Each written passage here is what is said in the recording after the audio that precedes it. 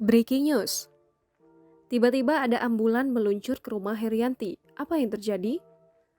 Satu mobil ambulans Dinas Kesehatan Provinsi Sumatera Selatan datang ke rumah anak bungsu Akiditio, Herianti, untuk memeriksa kesehatannya.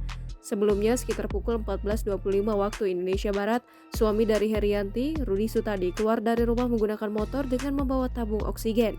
Kemudian, 20 menit berselang, ia kembali dengan membawa tabung oksigen yang telah diisi kembali. Beberapa menit sebelumnya, sekitar pukul 14.40 waktu Indonesia Barat, ambulans Dinas Kesehatan Provinsi datang dengan membawa satu orang dokter dan perawat pada Selasa 3 Agustus 2021. Di dalam ambulans pun terlihat ada satu tabung oksigen yang disiapkan Dinas Kesehatan. Informasi yang diterima sementara ini, Herianti mengeluh sesak nafas. Setibanya di depan pintu rumah Herianti, dokter dan perawat tersebut masuk setelah pembantu Herianti membuka pintu.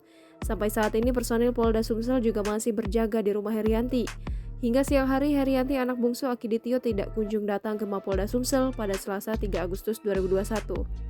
Sebelumnya, Kabid Humas Polda Sumsel Kombes Pol Supriyadi mengatakan Herianti dijadwalkan akan kembali diperiksa hari ini terkait sumbangan 2 triliun rupiah. Sementara itu, saat berita ini diturunkan tepatnya pukul 12.24 waktu Indonesia Barat, tidak kunjung adanya tanda-tanda kehadiran Herianti di Gedung Widodo Budi Darmo di Treskrimum Polda Sumsel.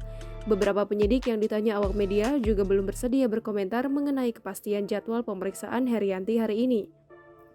Di sisi lain, Kapolda Sumsel Irjen Pol Eko Indraheri belum kembali bersedia memberikan komentar terkait kasus sumbangan 2 triliun dari keluarga mendiang Akiditio yang kini sedang jadi perbincangan hangat.